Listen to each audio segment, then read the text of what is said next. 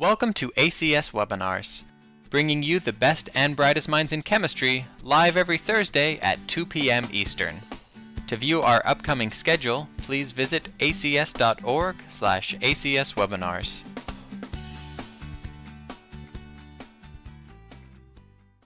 This afternoon we're going to talk about using water to replace organic solvents in chemical processing by tuning or switching the properties of water according to the needs of the industrial process. So this is where Professor Philip Jessop is our expert. Phil's a professor of inorganic chemistry at Queen's University in Ontario. And Phil has strong passions for both chemistry and the environment. As a reflection of that, Phil also holds an appointment at Queen's in the School of Environmental Studies. So these two passions have steered his research towards translating basic science into sustainability for the chemical industries.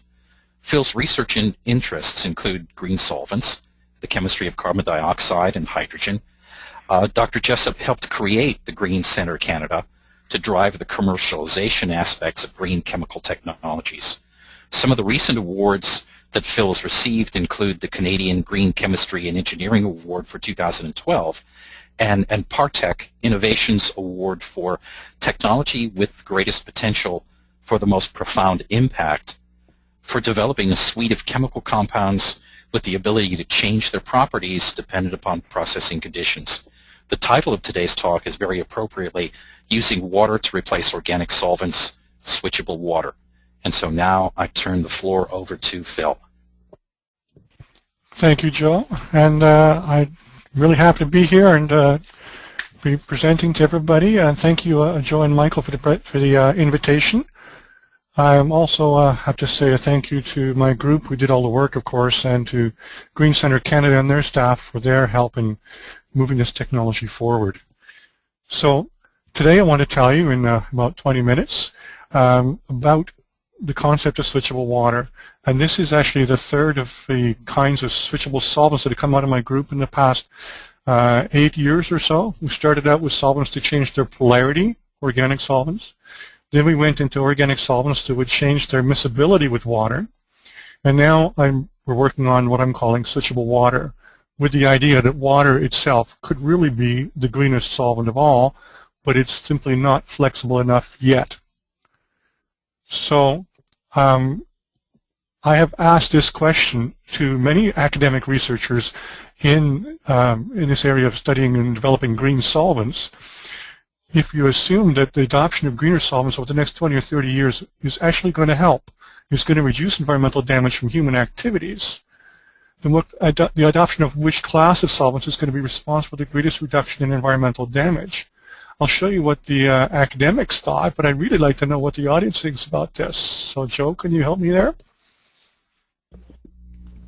Sure. So, audience, we're going to give you a chance with this to ask you as a poll of what you think between these choices here of ionic liquids, water, including liquid or superheated or supercritical water, carbon dioxide, again, as either liquid or supercritical and so on, conventional organic solvents, including those that are derived from biological sources, and switchable or smart solvents. Now, your opinion may change after this presentation, but we got the poll open for you, and I'm going to give you about 10 seconds here to make a choice among these, and then we'll see what the audience thinks right now. So I'm going to count down from 5, 4, 3, 2, 1. Please finalize your choices, and let's see what the results are. So we're sharing the poll results now, and Phil actually can't see these, but we see that 5% of you have chosen ionic liquids, fully a third of you have chosen water, 17% opt for carbon dioxide, 15% think conventional organic solvents, and 29% choose switchable or smart solvents. So here we are. Phil, what do you think about that? This is a good display here of choices. Back to you.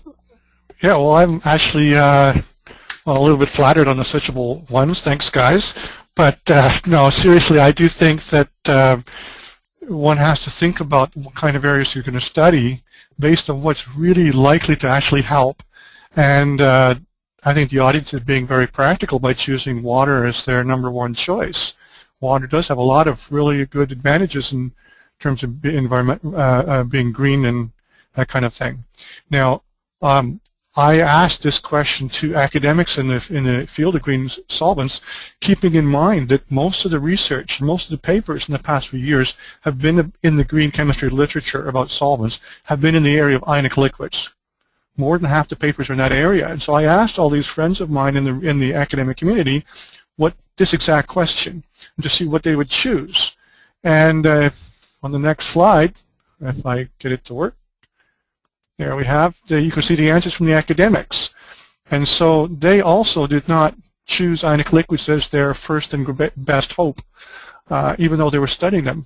So I think what really means is that if we really want to help, we need to study water and CO2 and the conventional organics as our first priorities. And so that's one of the reasons that I decided to work on switchable waters, because I do think it has a chance of being very helpful. So is water actually a green solvent? I think you can all think about some of the reasons why it should be. I mean, it's not toxic, it doesn't burn, right? It's not going to cause smog, inhalation risks to workers, etc. So all that sounds wonderful. But there are some serious disadvantages. One disadvantage is it's not a particularly good solvent for organic solutes, organic compounds. Another disadvantage is once you've done a process in water, how do you get your organic product out? And how do you decontaminate the water if you're not going to recycle it? So these two issues have made water not nearly as green a solvent as you'd like it to be. So if we can solve those issues, then I think that water really could take its place as the premier green solvent. So there is an easy way to get organic compounds out of water, and that's called salting out. It's this classical technique that organic chemists use to try and kick out an organic product from water. You simply throw in a whole bunch of salt, and that's not necessarily sodium chloride, but an inorganic salt, and the ionic strength of the water rises, and at some point when the ionic strength is high enough, the organic contaminants or organic products or whatever organic compound is in there will come out of the water because it's no longer soluble in water that has a high ionic strength. And this is useful for other things too, like supposing you have an emulsion of water and oil and you want to break the emulsion. Adding salt is very effective. Breaking suspensions, you want to settle a suspension, add salt, it works very nicely. But this is not a green approach nor a particularly practical approach, because once you've done this, you end up with salty water. Salty water can't be easily desalinated. Well, of course, we know how to desalinate it, but it's very expensive in terms of energy and financial cost. You can't reuse the water as it is because presumably you don't want salty water at the first part of the process. And you can't just throw it in the river or the lake because, well, the government's going to have a problem with that. So this approach is very, very limited on a large-scale process. So what we need instead is a way to make water salty, and by salty I mean ionic strength, but a way that is reversible. That can be much more easily reversed than the typical throwing of inorganic salt into water. So that's the idea behind switchable water. What we're looking for is an aqueous solution containing water plus some additive. And this additive makes it possible to switch the ionic strength of the water from low to high and back again, which gives us our switchable water. So a proper term for this would be aqueous solutions of switchable ionic strength, but that's too long if we just call it switchable water. So how do you do this? The technique for making the switch happen has to be relatively easy, not too expensive, and preferably not nearly as energetically costly as desalination. So what we do is we dissolve an organic base into the salt, a neutral, uncharged organic base into the water, and that makes our not salty or low ionic strength aqueous solution. You then bubble carbon dioxide through the solution, and that converts the basic organic compound into a bicarbonate salt by the protonation of the base by carbonic acid. And if your base is, say, a polyamine, which has N protonatable sites, small n, then you're going to get N plus cation and N equivalents of bicarbonate anion. And this salt formation raises the ionic strength. And then when you remove the CO2, it goes back to being low ionic strength again. And the carbon dioxide here is not supercritical or high pressure compressed CO2. This is 1 atmosphere. And removing the CO2 can be done by either leaving the vessel open if it's got a high surface area on the water, or bubbling air through it, or heating it up, or a combination of these things. Either way, what we have here is a relatively easy way to make an aqueous solution go from low ionic strength to high ionic strength and back again whenever we want. So then the question is, well, what can we use this for? There's a number of possible applications. The first and most obvious one is salting out organic compounds. But you can consider it also for extractions of organic compounds, or breaking of suspensions and emulsions, or foams. You can even think about it for desalination of seawater or dewatering of wastewater. So I'm going to talk in more detail about several of these possible applications of switchable water. Let's just talk first about the salting out idea. This is like what I said at the beginning. We want to kick out an organic compound from the water by throwing in some salt. But we're not going to use an inorganic salt. We're going to have one of these polyamines in the water from the beginning. And we use THF as our representative organic product or contaminant that we want to remove from the water. As long as CO2 is absent, this mixture is single phase. The THF is fully miscible with water. And when you add CO2, 1 atmosphere, just bubble it through, the additive gets changed to its ionic form, the water has high ionic strength, and the THF phase separates. And if we use this particular diamine at the bottom, which is one of the many switchable water additives that we use, if you use that in a 5:5:1 mass ratio of THF to water to additive, and then you bubble in CO2, you get 87% of the THF has been expelled, which means that essentially we've dropped the solubility of THF tenfold. And the amine, fortunately, is almost entirely retained in the aqueous phase, so we're not losing our switchable water additive into the THF, which represents our organic product.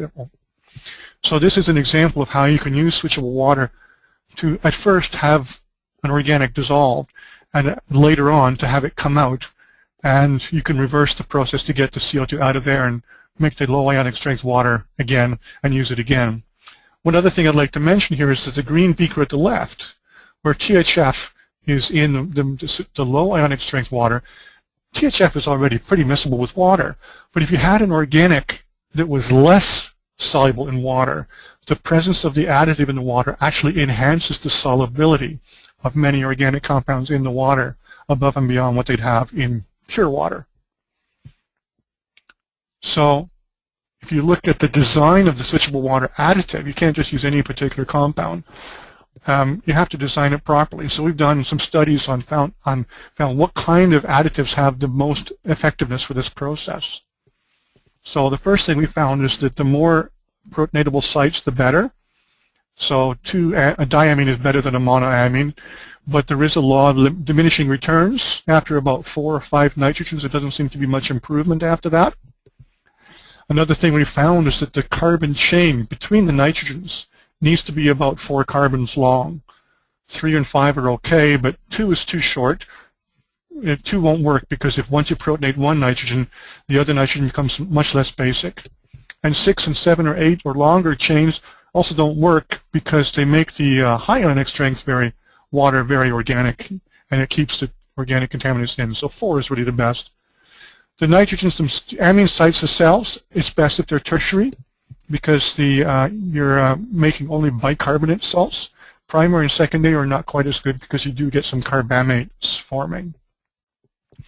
Let me give you one particular example application. Supposing you wanted to extract from some ground up wood in this case, or whatever it might be, you want to extract some organic compound using switchable water. You can throw in the mix, filter off the insoluble materials, and now you've extracted an organic desirable compound from your mix into the switchable water. So at this point, after we filtered off the insoluble materials, we have our extracted product inside the switchable water. How do you get it out? You add bubble carbon dioxide through the water to make the water become high ionic strength. Once that happens, the product's solubility in the water dramatically drops, and it'll either precipitate out or cream out if it's a liquid. And then you can either decant or filter off the product, leaving behind your solvent, the switchable water. And you have to, if you're going to use that again, you have to bring its ionic strength back down again. So we bubble air or nitrogen through it or heat it up to get the CO2 out of there and make it go back to low ionic strength switchable water. And then you can use it again. And so this allows you to use water to do extractions while never having to do any distillation to remove the water from the product. And it also allows you to extract some more hydrophobic products, because the switchable water in its low ionic strength is more hydrophobic than pure water would have been. Let me show you another potential example application, homogeneous catalysis. In homogeneous catalysis, you really want the homogeneous catalyst to be in the same phase, same liquid phase as the reagents. That allows rapid reaction without any mass transfer limitations. So that's very nice. But once you've finished the reaction, now the catalyst is in the same phase as the products, and that's a problem. How are you going to separate them? A way to solve the separation problem is to use biphasic homogeneous catalysis. Your catalyst is in the aqueous phase, and your reagents and later products are in your organic phase. And that solves your post-reaction separation problem. The products can be simply decanted off from the catalyst. But we have a problem. The reagents are not in the same phase as the catalyst, and that causes mass transfer limitations which slow down the reaction dramatically depending on the reagents. So what we want is the system to be monophasic during catalysis, but biphasic during the separation stage. And so the way we do that is we use a mixture of T-butanol and switchable water. And that mixture is a single phase at the beginning. So if you're looking at the top left beaker, you can dissolve in your alkene substrate. In this case, we're just doing a hydroformylation here. You dissolve in your catalyst. Everything's soluble in the same phase. Do your hydroformylation until the product is formed in the top right beaker. And then once you're ready to separate, you bubble in carbon dioxide at 1 atmosphere. No temperature change is required, no pressure or anything. Just bubble it in. And as soon as you do that, the aldehyde product and the T-butanol come out into a separate phase. You can decant off your product and then reuse your water. It still has the catalyst in it. So you have to turn the water back to being low ionic strength again, and you have to add fresh substrate, alkene, and butanol, and you can go round and round and round again. So this gives you proof that you can use this system to give you biphasic separation but monophasic catalysis. Another application, supposing you're trying to separate oil sands. I'm from Canada, and this is a pretty important problem for Canadians right now. You've got oil sands in Alberta and in the US as well, and the sand is covered with a thin layer of water, and you've got bitumen around that. And there's also very fine clay material. That material is passed into a separator where it's separated with hot water and base, and much of the bitumen floats to the top and can be separated and then sold and processed. The heavy sand settles to the bottom, but the middling section is a mixture of water, a fair bit of bitumen, sand, and clay, and that gets sent to a tailings ponds, huge tailings ponds, where it has to settle. And the problem is the clay is very fine. It takes a very long time for that clay to settle out. It's often in times of years or decades. So what we want is chemistry that will allow this fine clay to settle out in the tailings ponds. And people have found such things. If you add calcium salts to the tailings ponds, that will cause things to settle out very, very quickly, including the fine clay. But you can't do that because when you try to recycle the water back into the process, it still contains that calcium salt, and it destroys the efficacy of the separator. It causes everything to stick together rather than separate inside the separator. So that's terrible. Polyacrylamides are being banned in Europe because of the health concerns from residual monomer, so that can't be used anymore either. What we really need is chemistry that will make the settling happen in the tailings ponds, but then switch off when the water is being reused so that it won't mess up the separation in the separator. So how do you do that? Well, we use one of our switchable water additives. In this particular case, it's a polymer amine, with amine side groups. And if you look at the photographs on the right, that shows a mixture of a fine kaolinite clay suspension in water on the left, and that's with either the amine without CO2 or CO2 without amine. But if you have both amine and CO2 present, then you see the picture on the right where the clay is settled out, and that's what we want. We want the clay to settle rapidly.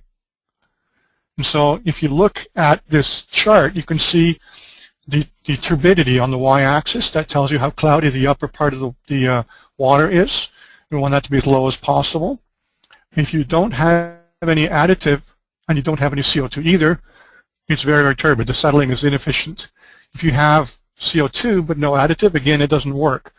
But if you have additive and CO2 both present at the same time, that causes the high ionic strength solution. And at first we were worried that it might take a very large amount of our additive in order for this to work. But after testing and optimizing the structure of the additive, we found that we only need 10 to 25 ppm of our additive by weight in order for this settling to take place. And so that means that it wouldn't be too costly to use this material for this application. And once you've settled your clay in a settling tank, the water can be decanted off, switched back to low ionic strength, and used again. And we have shown that if you take that water off the clay and reuse it, it is still switchable and it's still effective when switched on for settling clay. Another application. Supposing you have an emulsion or a suspension that is stabilized by conventional surfactants. Now, in my group in the past, we have made some switchable surfactants, and so some other people in other groups made switchable surfactants, but they are more expensive.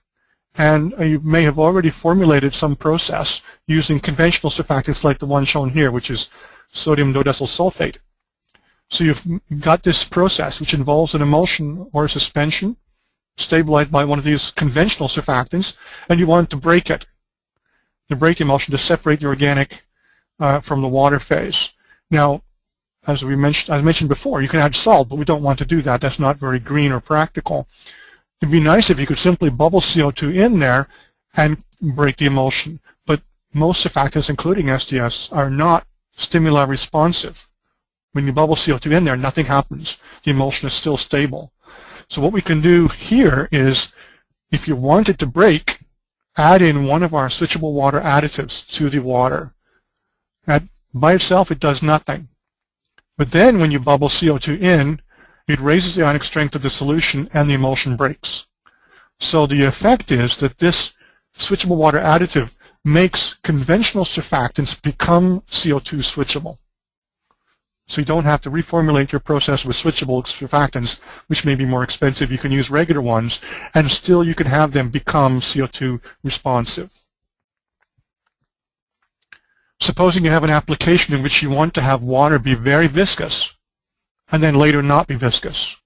This is popular in things like fracking or enhanced oil recovery, where you have to pump aqueous fluids down into the hole in the ground through a pipe, and of course you want it to be low viscosity down the pipe, but once it gets underground you want it to be high viscosity so it'll do the job it's intended to do, pushing oil through or fracturing the ground. So how do you get an aqueous solution to change its mind about whether it's viscous or not? So I show here on the top left that surfactant, if mixed with one of our switchable water additives, is in water, allows the water to maintain a low viscosity. But as soon as you add carbon dioxide and switch on, so to speak, the switchable water, suddenly has a very high viscosity, and 26,000 centipoise instead of 1 and a bit. And it's fully reversible. So if you look at the graph on the left, we can make the viscosity go from low to high repeatedly, and it's not dropping off in effectiveness. And the photographs on the right show the low viscosity and the high viscosity solutions. And we have, I can't show you all the other methods, we have several different ways of doing this. Only this particular one involves worm-like micelles.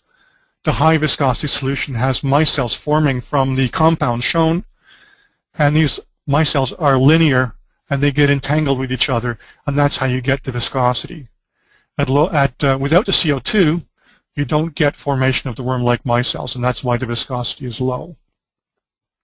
Last application I want to present is desalination of seawater, or dewatering of wastewater or frack water. So this technique we're working on is a technique that's well known from the literature called forward osmosis. In forward osmosis, you have a draw solution shown at the right, which is higher osmotic pressure than the material you're trying to pull water from.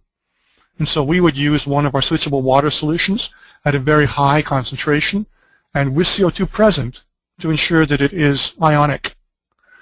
And in this situation, what happens then is that the water will naturally flow without any pressure being applied from the salty water side into our draw solution, like that. Once you've pulled enough water over and you've now concentrated your seawater or wastewater, then you can remove that side, and now you have left the draw solution which has this extra water in it. And what we need to do now is to get the additive out of there.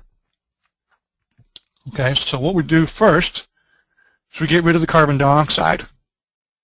And by doing that, we dramatically drop the osmotic pressure of this aqueous solution. So one could then remove the additive by a reverse osmosis step, and it wouldn't take much pressure to do that.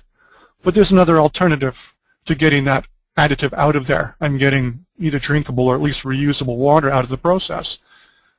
If that additive is a gaseous amine, you can volatilize it out. If the additive is a liquid amine, you can, if it is immiscible with the water, you can decant it out. And if the additive is a solid and insoluble in the water in its neutral form, you can precipitate it out. If it is soluble, you can use reverse osmosis. Now, there are advantages and disadvantages of each of these three options, and in my opinion, the liquid amine option is the least effective because the residual amount of amine in the water after decantation is quite high.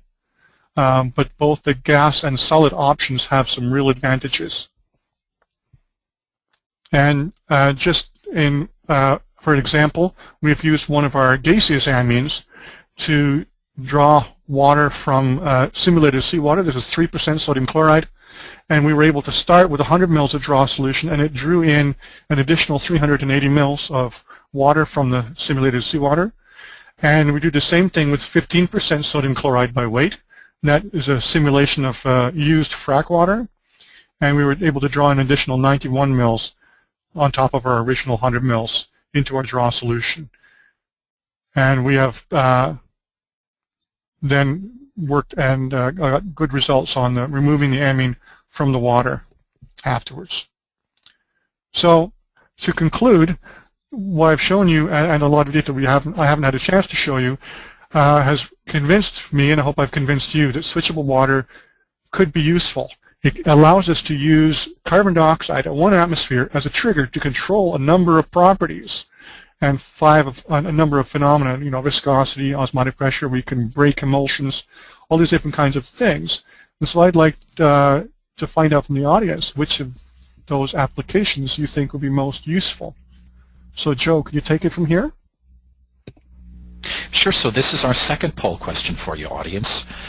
Given what we've heard and what we know, switchable water allows us to use carbon dioxide as a trigger to control. Which of these following that we have available to us do you think is potentially the most useful? So please select one, and I'll give you a few seconds now, counting down from 5, 4, 3, 2, 1. Please make your final selections, and we'll make the results visible here. So everyone was required to choose only one of the selections. We see that 10% of our audience chose viscosity, 13% opted for osmotic pressure, which you didn't discuss. 4% only chose surface tension, 56% opted for solubility of organics in water, and 16% went for emulsion and suspension stability. So Phil, what do you think here? I was kind of surprised there was quite a consensus there. That's on the solubility. Yeah, I really do think that this can be used for a number of extraction processes. It's a very simple process like the one I showed with the flowchart with beakers there. And I'm really hoping that will start to be used more and more. And the advantage of that process is everything is recycled. So it could be quite green. The osmotic pressure, I didn't give any data on the osmotic pressures, but for the work in desalination by osmosis, forward osmosis, that's really important. Surface tension, we haven't really looked at that much, and I'm still trying to figure out exactly what that could be used for. So any suggestions, I'd really love to hear them. So thanks everybody for your input on that, and I'm looking forward to the discussion. Before I get to that, I just have one other thing I'd like to mention. If I can get the slides to progress again. We're having a conference in June, early June in Montreal about how to get green technologies into the marketplace, and I'm hoping that some of you would be interested in coming to that. Thank you for watching this presentation. ACS Webinars is provided as a service of the American Chemical Society as your chemistry source for live weekly discussions and presentations that connect you with subject matter experts and global thought leaders concerning today's relevant professional issues in the chemical sciences, management, and business.